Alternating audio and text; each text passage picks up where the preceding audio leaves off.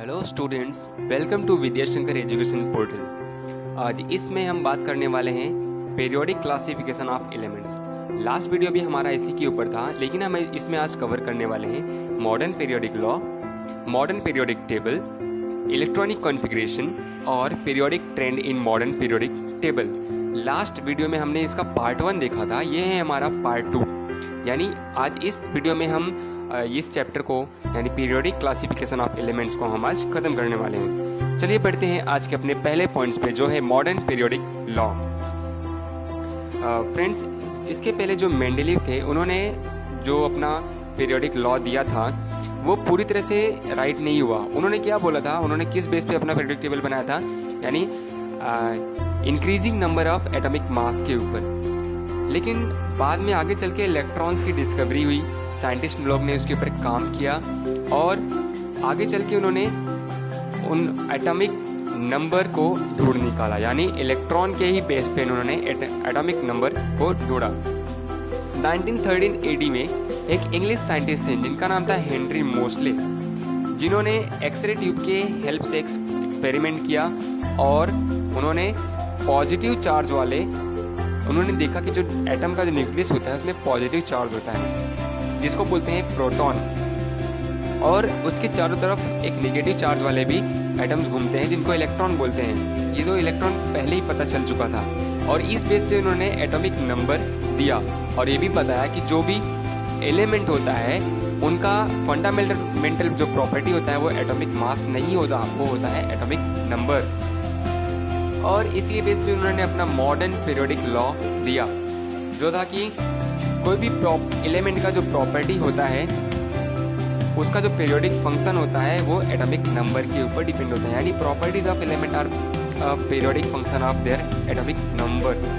ये modern periodic law बना। पहले क्या था, जो उसका एलिमेंट का जो प्रॉपर्टी होता है वो एटॉमिक मास होता है, लेकिन चेंज होकर क्या बना, एटॉमिक नंबर। बढ़ते हैं अपने मॉडर्न पीरियोडिक टेबल, इसके लॉन्ग फॉर्म के बारे में हम जानने वाले हैं।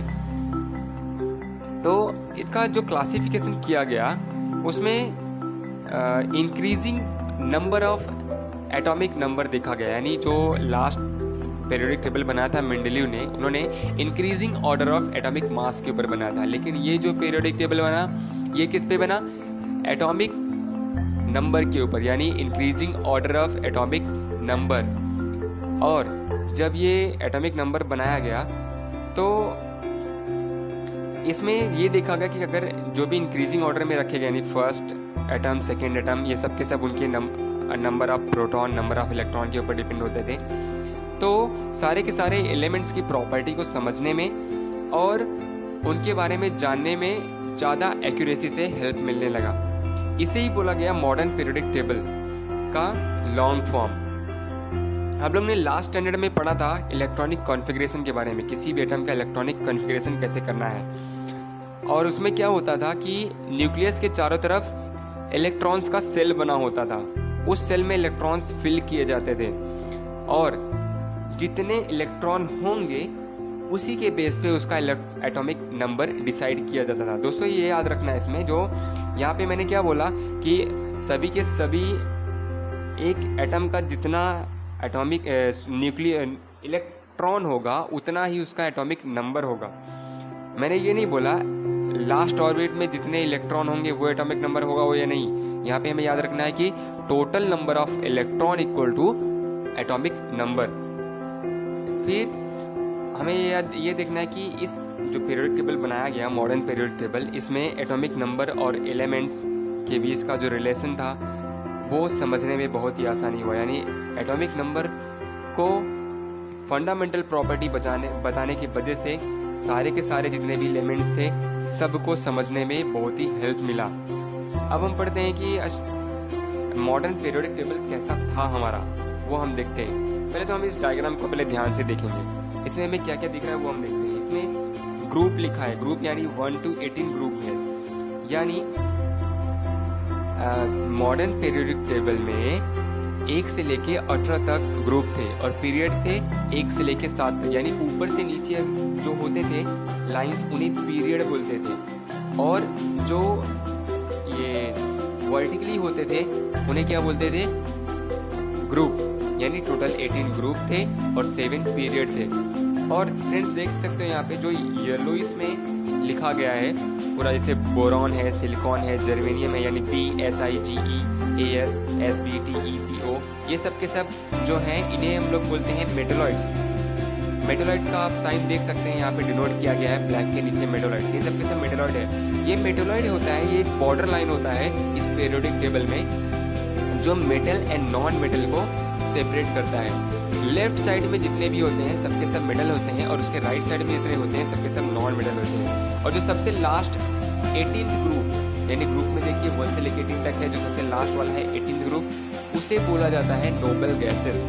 नोबल गैसेस जितने होते हैं सबके सब लास्ट ऑर्बिट में या उनके 2 इलेक्ट्रॉन यानी हीलियम को छोड़ के बाकी सबके सबके लास्ट ऑर्बिट में 8 इलेक्ट्रॉन होते हैं। ये सब हम लोग आगे पढ़ने वाले हैं, तो मैं सिर्फ इसमें हमें इमेज में क्या क्या दिख रहा है, इस पीरियोडिक टेबल में हमें क्या क्या दिख रहा है वो हमें देखना है। नॉन मेटल आप देख सकते हैं जो भी वाइट कलर में है सबके सब नॉन मेटल है, बाकी इस तरफ सबके सब मेटल है। इस पीरियोडिक टेबल में एटॉमिक नंबर 57 के बाद और 89 के बाद 2 रोज को अलग करके रखा गया है जिन्हें लैंथेनाइड और एक्टिनाइड्स बोलते हैं।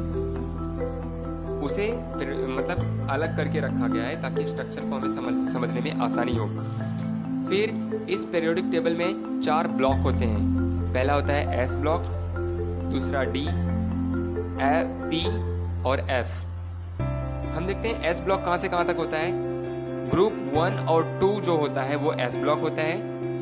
ग्रुप 3 से लेके 12 तक को हम लोग बोलते हैं D ब्लॉक। ग्रुप 13 से 18 तक को हम लोग बोलते हैं P ब्लॉक। और जो लैंथेनाइड और एक्टिनाइड जो अलग से ब्लॉक्स हटा के रखे गए हैं उन्हें बोलते हैं F ब्लॉक। आगे बढ़ते हैं, इसे हम बारीकी से समझते हैं। मॉडर्न पीरियोडिक टेबल जो हम लोग ने अभी जस्ट पढ़ा, हॉरिजॉन्टली रो, जो हॉरिजॉन्टल में रो होता है जो 1 से लेके 7 तक होता है उसे हम लोग बोलते हैं पीरियड। जो वर्टिकल कॉलम्स होते हैं 1 से लेके 18 तक सबके सब उन्हें हम लोग बोलते हैं ग्रुप। वैसे ही टोटल पीरियोडिक टेबल में 118 बॉक्सेस होते हैं, क्योंकि अभी रिसेंट में टोटल हम लोग ने लास्ट वीडियो में भी देखा था कि अभी प्रेजेंट में 118 एलिमेंट्स का डिस्कवरी हुआ है, तो इसलिए 118 बॉक्सेस उसके अंदर हैं टोटल। और P ब्लॉक्स, S, P और D ब्लॉक्स और F ब्लॉक्स हम लोग देख सकते हैं यहाँ पे, जो मैंने अभी भी जस्ट डायग्राम को देख के बताया। स्टूडेंट्स हमें सिर्फ डायग्राम देख के जो यहाँ पे पॉइंट्स लिखे गए हैं सिर्फ और सिर्फ डायग्राम देख के ही हम इसे डिस्क्राइब कर सकते हैं पूरे के पूरे। मैंने ये भी बता दिया था जो इसमें जिगजैग लाइन था जो जिसको हम लोग मेटलॉइड बोलते हैं, उसके लेफ्ट साइड में सारे के सारे मेटल्स होते हैं और राइट साइड में सारे के सारे नॉन मेटल होते हैं। सिर्फ डायग्राम अगर आप देखते हैं तो डायग्राम से आपको पूरी तरह से ये जो यहाँ पे लिखा गया है ये 4 पॉइंट्स है, चारों के चारों पॉइंट्स आप डायग्राम से ही आप क्लियर कर सकते हैं। जो जो हमें डायग्राम में दिख रहा था वो यहाँ पे लिखा गया है। बढ़ते हैं आगे, ग्रुप एंड इलेक्ट्रॉनिक कॉन्फ़िगरेशन, यानी ग्रुप्स का इलेक्ट्रॉनिक कॉन्फ़िगरेशन। तो हम इसे डायग्राम की हेल्प से हम समझते हैं। ग्रुप, इसमें हम लोग ने क्या देखा था कि 1 से लेके 18 तक ग्रुप होते हैं टोटल, है ना। और 1 से लेके 7 तक को हम लोग क्या बोल रहे थे, पीरियड। तो 1 से लेके 18 तक का जो ग्रुप होता है, अगर उसके हम इलेक्ट्रॉनिक कॉन्फ़िगरेशन में जाते हैं, यानी लेफ्ट से राइट साइड में अगर हम इलेक्ट्रॉनिक कॉन्फ़िगरेशन करते हुए जाते हैं, जैसा कि आपने 9th स्टैंडर्ड में पढ़ा है, इलेक्ट्रॉनिक कॉन्फ़िगरेशन हम लोग तभी कर पाएंगे जब उसका हमें एटॉमिक नंबर पता होगा। तो हम इसमें मेन क्या लिखा है वो हम समझते हैं। अगर हम लोग लेफ्ट टू राइट जाते हैं, यानी ग्रुप वाइज अगर हम लोग इलेक्ट्रॉनिक कॉन्फ़िगरेशन करते हैं, तो हमें ये दिखता है कि जितने भी एलिमेंट्स आते हैं, जैसे कि पहला आया जैसे कि हाइड्रोजन हीलियम को छोड़ते हैं, लिथियम से स्टार्ट करते हैं, hydrogen helium, lithium, beryllium, boron, carbon, nitrogen, oxygen, यानी सबका इलेक्ट्रॉनिक कॉन्फ़िगरेशन अगर हम लोग करते हुए जाते हैं तो उसके लास्ट ऑर्बिट में हमें ये मिलता है कि एक एक इलेक्ट्रॉन कंटिन्यूस बढ़ते जा रहे हैं, यानी लास्ट ऑर्बिट में। जैसे लिथियम लिया हम लोग ने, लिथियम का इलेक्ट्रॉनिक कॉन्फ़िगरेशन करेंगे, लिथियम का एटॉमिक नंबर होता है 3। इलेक्ट्रॉनिक कॉन्फ़िगरेशन उसका हम लोग ने किया तो पता चलता है कि उसका 2 और 1 आया, यानी लास्ट ऑर्बिट में आया कितना, 1। फिर आया लेंगे हम लोग बेरिलियम, बेरिलियम का होता है 4, यानी 2 2। फिर आएगा 2 3, फिर आएगा 2 4, फिर आएगा 2 5, 2 6, 2 7, 2 8। ऐसा करके हम लोग ने लेफ्ट से राइट साइड गए तो आउटर मोस्ट ऑर्बिट में 1 2 3 4 5 6 7 8 ऐसे ऐसे इलेक्ट्रॉन्स बढ़ते जा रहे हैं। और यहाँ पे हम लोग समझते हैं कि पहला ये पॉइंट देखते हैं कि ग्रुप 1 जो होता है उसे बोला जाता है अल्कली मेटल्स ग्रुप। ये क्या बोलते हैं? Alkali metals group. और ग्रुप 1 जो भी है उसके सारे के सारे एलिमेंट्स के आउटर मोस्ट ऑर्बिट में सेम नंबर ऑफ इलेक्ट्रॉन मिलते हैं। क्या? ग्रुप 1 जो भी है पूरा का पूरा उसके आउटर मोस्ट इलेक्ट्रॉन में, आउटर मोस्ट ऑर्बिट में जितने भी एटम होते हैं सबके सब आउटर मोस्ट ऑर्बिट में सेम इलेक्ट्रॉन पाया जाता है। ग्रुप 2 में जाते हैं तो 2 का ऊपर से नीचे हम लोग अगर जाते हैं तो जितने भी एटम्स हैं, जितने भी इलेक्ट्रॉन एलिमेंट्स हैं, सबके सब अगर हम लोग सबकी अगर प्रॉपर्टी देखते हैं इलेक्ट्रॉनिक कॉन्फ़िगरेशन का, तो सबके सबके लास्ट ऑर्बिट में भी सेम नंबर ऑफ इलेक्ट्रॉन्स होते हैं। ऐसे पूरे 1 से लेके 18 तक सभी के सभी से 1 में देखा जाए अल्कली मेटल्स यानी आउटर मोस्ट ऑर्बिट में 1 इलेक्ट्रॉन, 2 में अगर देखा जाए तो आउटर मोस्ट ऑर्बिट में शायद से 2 इलेक्ट्रॉन आएगा। और ऐसे जाते हैं 17th ग्रुप यानी जो है हेलोजन यानी फ्लोरीन क्लोरीन, उसके आउटर मोस्ट ऑर्बिट में 7 इलेक्ट्रॉन होते हैं। और 18th ग्रुप यानी नोबल गैसेस के ग्रुप में जाते हैं तो उसके आउटर मोस्ट ऑर्बिट में 8 इलेक्ट्रॉन या फिर 2 इलेक्ट्रॉन, हीलियम को छोड़ के बाकी सबके आउटर मोस्ट ऑर्बिट में 8 इलेक्ट्रॉन होते हैं, यानी वे किसी से ना इलेक्ट्रॉन लेते हैं ना इलेक्ट्रॉन देते हैं। तो दोस्तों हमें याद रखना है कि सबके सभी ग्रुप्स में जितने भी एलिमेंट होते हैं, एक पर्टिकुलर ग्रुप है कोई, जैसे कि ग्रुप 2 जिसको हम लोग एल्कलाइन अर्थ मेटल बोलते हैं, उसमें जितने भी एलिमेंट्स रहेंगे सबके सब आउटर मोस्ट सेल में same electron, same number of electron पाए जाते हैं। यानी अगर ग्रुप्स एंड इलेक्ट्रॉनिक कॉन्फ़िगरेशन पूछा जाए तो हमें ये बताना है कि जितने भी ग्रुप होते हैं, एग्जांपल दे देना है ग्रुप 1 ले लो, ग्रुप 1 में जितने इलेक्ट्रॉन हो, जितने भी एलिमेंट होंगे उनके लास्ट आउटर मोस्ट ऑर्बिट में सेम नंबर ऑफ इलेक्ट्रॉन पाए जाएंगे।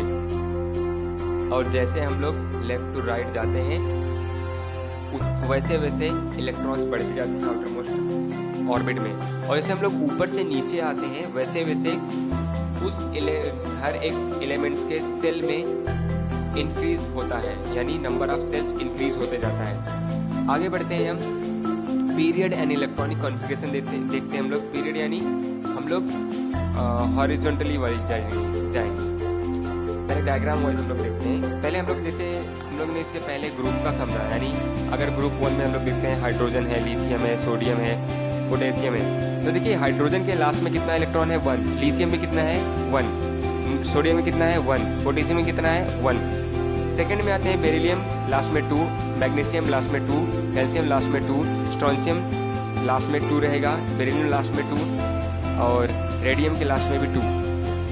तो हम लोग ने वो ग्रुप वाइज देखा था। अब हम लोग पीरियड वाइज देखते हैं, यानी फर्स्ट पीरियड देखेंगे। हाइड्रोजन के बाद हीलियम, हाइड्रोजन के लास्ट ऑर्बिट में 1 इलेक्ट्रॉन आया, हीलियम के 2 आया। सेकंड में जाते हैं लिथियम के लास्ट ऑर्बिट में 1 इलेक्ट्रॉन, बेरिलियम के लास्ट ऑर्बिट में 2 इलेक्ट्रॉन, बोरॉन के लास्ट ऑर्बिट में 3 इलेक्ट्रॉन, कार्बन के लास्ट में 4, फिर 5, 6, 7 ऐसा 8। यानी हम लोग लेफ्ट टू राइट जा रहे हैं तो लास्ट ऑर्बिट में जो इलेक्ट्रॉन है वे बढ़ते हुए जा रहे हैं। यहाँ पे आप देख सकते हैं इलेक्ट्रॉनिक कॉन्फ़िगरेशन एटम के नंबर के साथ बताया गया है। तो दोस्तों ये सिर्फ डायग्राम देख के हम समझ सकते हैं।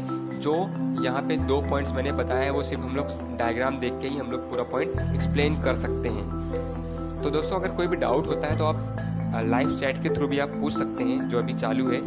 और इसके बाद भी अगर कोई डाउट होता है, आप बाद में भी अगर वीडियो देखते हैं तो आप कमेंट के थ्रू आप अपने डाउट को पूछ सकते हैं। बढ़ते हैं इसमें हम लोग, जिसमें हम लोग ने देखा कि फर्स्ट जो 3 पीरियड थे उनमें इलेक्ट्रॉन बनने का जो कैपेसिटी रहता है वो उनके सेल के ऊपर डिपेंड होता है। और जैसे ही हम ऊपर से नीचे जाते हैं उनके सेल बढ़ते जाते हैं। और जितने भी सेल होते हैं वे किस पे डिपेंड होते हैं?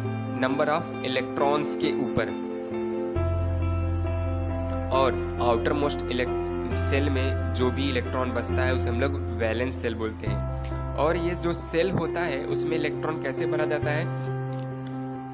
जैसे सेल का हम लोग ने नाम दिया KLMN, यानी के फर्स्ट सेल है।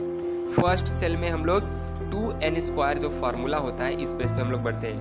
n जो है वो नंबर ऑफ सेल होता है, 2 से मल्टीप्लाई करना पड़ता है और उस सेल नंबर ऑफ सेल जो होता है उसे स्क्वायर करना पड़ता है। यानी जो अगर फर्स्ट सेल है, फर्स्ट सेल में हम लोग उसे 2 से मल्टीप्लाई करेंगे 1 का स्क्वायर 1 होता है, यानी उसमें हम लोग फर्स्ट सेल में 2 ही इलेक्ट्रॉन भर सकते हैं।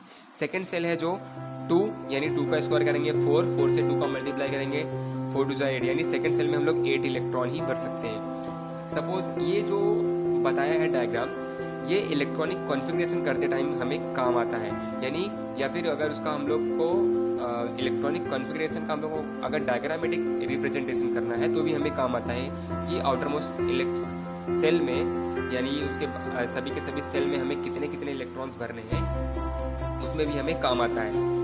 तो जितने इलेक्ट्रॉन सेल्स बढ़ते जाते हैं उन्हें स्क्वायर करते जाना है और 2 से मल्टीप्लाई करते जाना है, यानी उस सेल में उतने इलेक्ट्रॉन भरे जाएंगे। तो ये हमें इलेक्ट्रॉनिक कॉन्फ़िगरेशन में काम आता है। स्टूडेंट्स, में इलेक्ट्रॉनिक कॉन्फ़िगरेशन कैसे किया जाता है, आउटर मोस्ट सेल में कैसे इलेक्ट्रॉन भरे जाते हैं, इस पर मैं एक सेपरेट वीडियो बनाने वाला हूँ, क्योंकि इसमें हमें सिर्फ अपना टॉपिक कवर करना है, अपने लेसन को खत्म करना है। उसमें मैं क्योंकि लास्ट स्टैंडर्ड में यानी 9th स्टैंडर्ड में था, इसलिए मैं इससे ज़्यादा एलेबरेट नहीं कर रहा हूँ। फिर भी मैं एक इसके ऊपर वीडियो बनाऊंगा ताकि जिसको भी नहीं याद है उन्हें याद आए। हम बढ़ते हैं आगे। Periodic trend in the modern periodic table. Periodic trend क्या होता है? जो ये मॉडर्न पीरियोडिक टेबल बना उसके अंदर increasing order of atomic number लिया गया, जिसकी वजह से सारे के सारे एलिमेंट्स को समझना, उनका ऑब्जर्वेशन करना बहुत ही आसान हो गया, उन्हें कंपेयर करना बहुत ही ज़्यादा आसान हो गया। यानी ऊपर से नीचे जा रहे हैं तो उनके सेल में उनके सेल बढ़ते हुए जा रहे हैं, लेफ्ट टू राइट जा रहे हैं, उनके आउटर मोस्ट सेल में कितने इलेक्ट्रॉन है वो बढ़ते जा रहे हैं। एक एक ग्रुप वाइज ले रहे हैं तो सभी के सभी आउटर मोस्ट सेल में सेम इलेक्ट्रॉन आ रहे हैं। यानी ये जो उन्हें समझने का जो तरीका था वो बहुत ही आसान हो गया। इसे ही बोला जाता है मॉडर्न पीरियोडिक ट्रेंड। इसमें हम लोग कुछ पॉइंट समझने वाले हैं, यानी ये किसके ऊपर मॉडर्न पीरियोडिक ट्रेंड डिपेंड होता है। पहला है वैलेंसी, फिर एटॉमिक साइज और metallic and non metallic character. Valency क्या होता है? लास्ट स्टैंडर्ड में तुम लोग ने देखा होगा कि वैलेंसी क्या होता है। किसी भी एटॉमिक नंबर का जब हम लोग इलेक्ट्रॉनिक कॉन्फ़िगरेशन करते हैं तो आउटर मोस्ट सेल में जितने इलेक्ट्रॉन बचते हैं उसे हम लोग बोलते हैं उसका वैलेंसी। वैलेंसी का यूज होता है इलेक्ट्रॉन देने या लेने के लिए या फिर केमिकल रिएक्शन में पार्टिसिपेट करने के लिए। एटॉमिक साइज जो होता है वो उसका एटम का वॉल्यूम होता है कि कितना बड़ा एटम है वो, और वो क्या होता है, डिपेंड होता है उसके एटॉमिक रेडियस के ऊपर। और एटॉमिक रेडियस क्या होता है? न्यूक्लियस से आउटर मोस्ट जो सबसे लास्ट वाला सेल है और न्यूक्लियस का दोनों के बीच का डिस्टेंस नापा जाता है, उसे बोलते हैं एटॉमिक रेडियस। और एटॉमिक रेडियस को पिकोमीटर में नापा जाता है, यानी पिकोमीटर उसकी यूनिट है।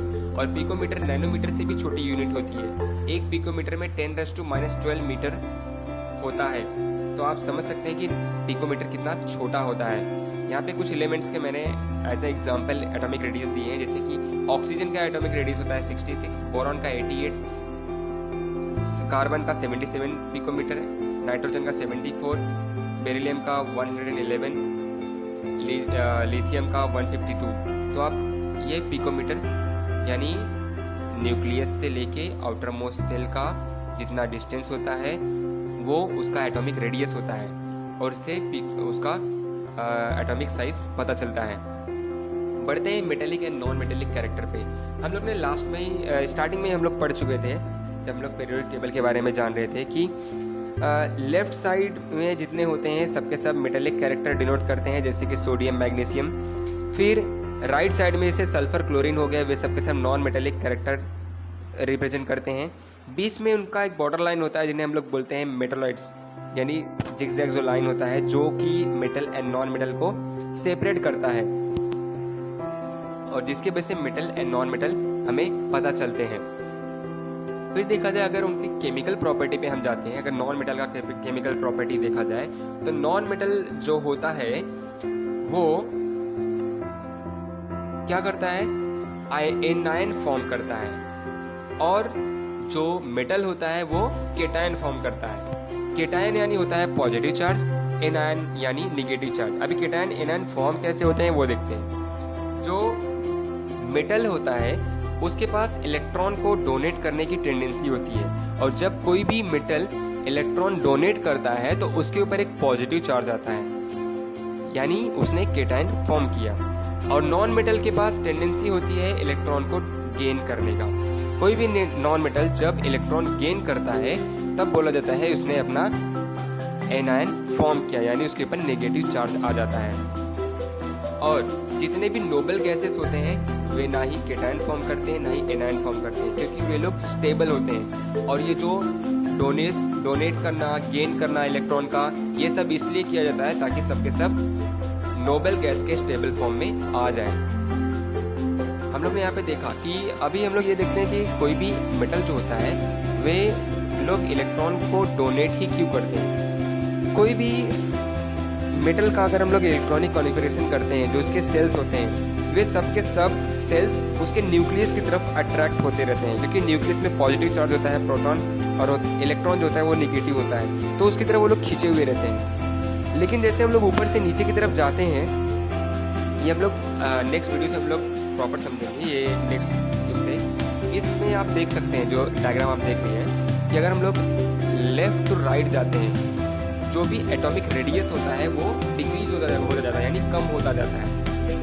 यानी अगर एटॉमिक रेडियस कम होगा तो उसके सेल्स कम होंगे, और जो उसका टेंडेंसी होगा अट्रैक्ट करने का वो ज़्यादा बढ़ जाएगा, यानी वहाँ पे इलेक्ट्रॉन डोनेट करना इम्पॉसिबल होता है। इम्पॉसिबल तो नहीं बोल सकते, बहुत ही हार्ड होता है। और लेफ्ट से राइट जाते हैं तो उसका इलेक्ट्रॉन निगेटिविटी बढ़ते जाता है। इलेक्ट्रॉन निगेटिविटी का मतलब होता है कि वहाँ पे जो नॉन मेटल होते हैं उनका इलेक्ट्रॉन गेन करने का कैपेसिटी बढ़ते जाता है, और नॉन मेटल्स भी बढ़ते जाते हैं। और लेफ्ट से राइट जाते हैं तो क्या दिखता है हमें, decreasing electropositivity and metallic character, यानी वहाँ पे मेटेलिक कैरेक्टर यानी मेटल्स कम होते जाते हैं और इलेक्ट्रोपॉजिटिविटी भी कम होता जाता है। तो यही रीज़न है, अगर उसके सेल्स कम होते जाएंगे तो क्या होता है, वो इलेक्ट्रॉन डोनेट नहीं कर पाएगा। लेकिन हमें पता है कि अगर ऊपर से नीचे आते हैं एटॉमिक रेडियस बढ़ता जाता है, एटॉमिक रेडियस बढ़ रहा है यानी उसके सेल्स भी बढ़ रहे हैं, और ऐसे मेटल्स बहुत ज़्यादा हैं। इसलिए जो लास्ट ऑर्बिट में इलेक्ट्रॉन होता है उसका रेडियस मतलब वो बहुत ही ज़्यादा डिस्टेंस होता है उसके बीच और न्यूक्लियस के बीच, जिसकी वजह से उसमें जो टेंडेंसी होती है उसको अट्रैक्ट करने का वो बहुत ही कम हो जाता है।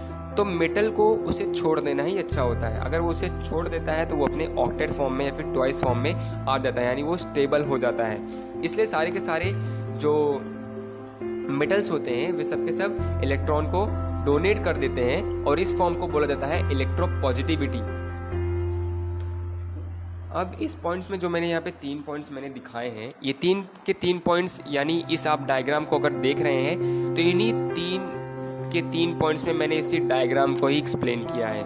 डायग्राम पे हम जाते हैं, यहाँ पे जो मेटलॉइड्स आप देख सकते हैं ऑरेंज कलर में जो दिखाया गया है, मेटलॉइड के लेफ्ट साइड में सारे के सारे मेटल दिख रहे हैं, राइट साइड में नॉन मेटल है। नॉन मेटल को ग्रे में दिखाया गया है और मेटल को ब्लूइश में दिखाया है। ये भी अगर ऊपर से नीचे हम जाते हैं तो एटॉमिक रेडियस कम होते जाता है, और ऊपर से नीचे जाते हैं तो इलेक्ट्रो नेगेटिविटी कम होता है, नॉन मेटेलिक कैरेक्टर भी कम होता है। ऊपर से नीचे जाते हैं इलेक्ट्रो पॉजिटिविटी बढ़ता है और मेटेलिक कैरेक्टर भी बढ़ता है। तो ये 3 पॉइंट में मैंने स्टूडेंट्स यही बताया है, आप इसे पढ़ सकते हैं आराम से। आप अगर आपको पढ़ने में प्रॉब्लम होती है तो आप इस वीडियो को बीच में पॉज भी करके आप इसे आराम से पढ़ के आप नोट्स भी बना सकते हैं। लेकिन इससे बेस्ट ये होगा कि आप इस डायग्राम को ध्यान में रखिए, और इस डायग्राम को के ही बेस पे आप इन सबके तीनों पॉइंट्स को आप समझ सकते हैं। तो स्टूडेंट्स, यहाँ पे हमारा ये जो सेकेंड लेसन था ये कंप्लीट हो चुका है पूरी तरह से। अगर आपको कोई भी डाउट है आप लाइव चैट के थ्रू पूछ सकते हैं, या फिर कमेंट के थ्रू भी आप इसे पूछ सकते हैं। हम मिलेंगे फ्रेंड्स नेक्स्ट वीडियो में, और नेक्स्ट वीडियो में हम नेक्स्ट सब्जेक्ट पे हम डिस्कस करने वाले हैं। आप इस वीडियो को लाइक कीजिए और सब्सक्राइब कीजिए इस चैनल को भी, और बेल आइकन को भी प्रेस करना नहीं भूलें ताकि आपको लेटेस्ट अपडेट मिलते रहें। Thank you.